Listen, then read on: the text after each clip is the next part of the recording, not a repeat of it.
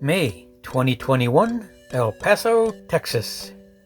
After spending less than a week up in Alamogordo, New Mexico, we had to make an emergency trip down to Fort Bliss in El Paso, Texas. During our trip to Alamogordo, our windshield popped out and was now only held in by duct tape. Alamogordo was too small and didn't have a glass shop that was capable of doing the work, so we had to make our way down to El Paso, being a bigger city, and found a place down there that was willing to fix up the old RV and get the glass back in place.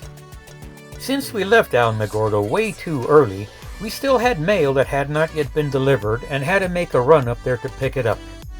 Since we were up there anyway, we stopped at a winery and a pistachio farm that we had wanted to see while we were up there but didn't have a chance since we had to leave early. The winery was really nice. The wine, not so much. But we still enjoyed the wine and made our way back down to El Paso because we had friends coming to visit. Terry and Melanie were making their way from Arizona to San Antonio and decided to make this their stop along the way. Although we could only visit for a few hours, it was still great to see him after nearly a year. Our first real excursion was to downtown El Paso, and we started the day at the coffee box with a nice cup of coffee. Downtown El Paso is not that big, so it was easy to walk around and see what this city had to offer. As has been the case for over a year now, most everything was closed or had limited occupancy, but the outdoor areas were really nice to look at. As we walked the sidewalks of the city, we noticed that there were a lot of bars and restaurants and shops and some artwork, pretty much what you'd expect to find in a city. While there, we learned of a scenic drive that took you up the side of the mountain and gave you a beautiful view of the entire city. So, we made our way up the scenic drive to see what the city looked like from above. The drive was nice, and so was the view from the top. El Paso sits in a flat plain surrounded by a few mountains, and this area of the country is all desert.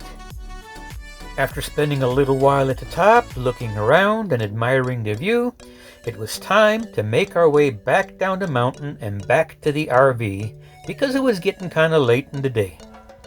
So our first day of exploration showed us the city, but now it was time to look at the mountains. Our next excursion took us to Franklin Mountain State Park. Normally, we would plan to do some hikes in these mountains, but this time we decided to just take a drive through the park and maybe do a couple of shorter walks. As is normal in this part of the country, something is always trying to kill you. This time, it's snakes.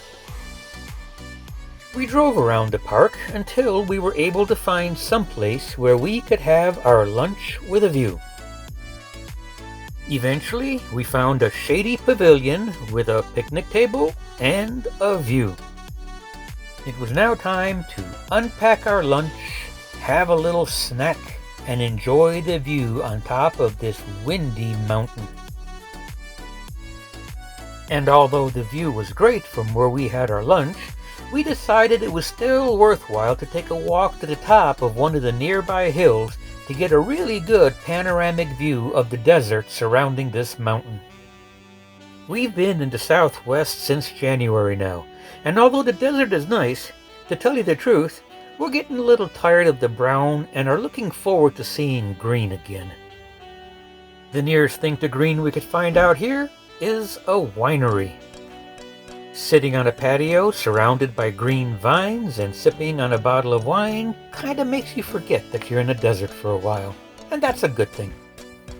So the other thing we've noticed about being out here in the Southwest desert is that the windstorms are constantly coming and going, and when they show up, it is a tough wind. We won't be missing that either once we finally get out of here. And it's finally time to leave El Paso and continue with our plans for this year. Although we added New Mexico as a new state to our list last week, we won't be adding new states for a while now. And again, it's time to move on, so I hope we'll see you at our next stop.